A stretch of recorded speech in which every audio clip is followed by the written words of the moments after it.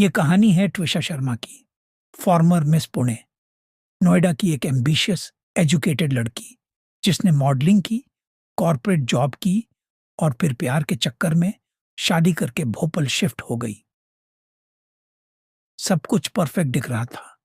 Instagram पे smiling photos, romantic reels, happy couple vibes. लेकिन reality बिल्कुल डिफरेंट थी। रिपोर्ट्स के मुताबिक दिसंबर 2025 में ट्विशा ने भोपाल बेस्ट लॉयर समर्थ से शादी की।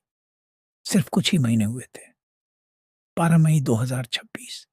उसी शादी के 5 महीने बाद ट्विशा एग्लीली अपने सास ससुर के घर कटारा हिल्स, भोपाल में हैंगिंग पोजीशन में मिलती है। पुलिस के अकॉर्डिंग डेथ को हैंगिंग बोला गया, लेकिन उसकी बॉडी पे मल्टीपल इंजरी मार्क्स भी मेंशन हुए रिपोर्ट में। फैमिली का कहना है ये सिंपल सुसाइड नहीं, एक प्लान्ड मर्डर है। लेकिन सच क्या है? मर्डर, डोरी डेथ या एक ब्रोकन माइंड जो चुपचाप टूट चुका था?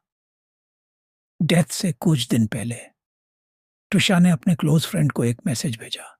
आई एम ट्रैप्ड ब्रो, बस तू मत फंसना, can't talk much, I will call when the time is right.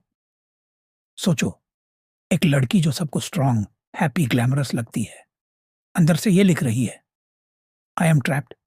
कितना अकेला फील कर रही होगी वो। फैमिली का एलिगेशन है कि शादी के बाद उस पर allegedly dowry demands, mental torture, physical abuse शुरू हो गया। रिपोर्ट्स में बोला गया फॉर्च्यूनर 50 लाख तक की डिमांड्स का भी जिक्र हुआ। इन लॉस का वर्जन अलग है। वो कहते हैं ट्विशा मेंटली अनस्टेबल थी, अलेजिडली ड्रग्स लेती थी और खुद अपनी लाइफ से खुश नहीं थी। दोनों साइड्स एक दूसरे को ब्लेम कर रहे हैं। लेकिन सबसे ज्यादा डिस्टर्बिंग चीज उसकी लास्ट नॉर्मल दिन की टाइमलाइन है।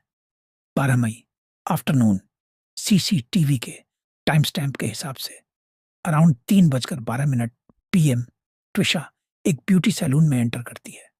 हेड मसाज, पेडिक्योर, 3 घंटे तक वह वहां बैठती है। काम, रिलैक्स्ड, कोई विजिबल पैनिक नहीं, कोई ब्रेकडाउन नहीं।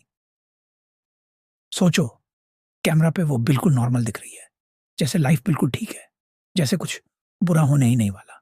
कुछ घंटे बाद रिपोर्ट्स के मुताबिक वह उसी घर में, जहां उसने शादी के बाद सपने देखे थे, एलगली फैन से लटकी मिलती है। फैमिली चिल्लाती है ये सुसाइड नहीं, डॉरी डेथ है। पुलिस एफआईआर में डॉरी डेथ और क्रुएल्टी के सेक्शंस लगाती है। इन लॉज बोलते हैं वह खुद टूट चुकी थी, हमने कुछ नहीं किया। और बीच में एक और साइलेंट गवाह है, उस घर का सीसीटीवी, जिसमें ट्विशा को लास्ट बार जिंदा देखा गया। और फिर उसी कैमरा ने एक ऐसा सीन रिकॉर्ड किया जिससे देख के पूरा इंटरनेट शॉक में चला गया। उस रात उस स्टेयरकेस पे क्या हुआ, कौन ऊपर गया, कौन नीचे आया और कितनी देर तक वो अकेली थी? इस एपिसोड में हमने सिर्फ ट्विशा की दुनिया का दरवाजा खोला है। अगले पार्ट में हम देखेंगे वो actual CCTV footage, autopsy report, injuries और वो मिसिंग मिनट्स जिनके आसपास इस केस का सबसे बड़ा राज छुपा है। क्योंकि कभी कभी सबसे बड़ी खामोशी उस घर की दीवारें रखती हैं। और शायद ट्विशा के केस में भी सच अभी जिंदा है।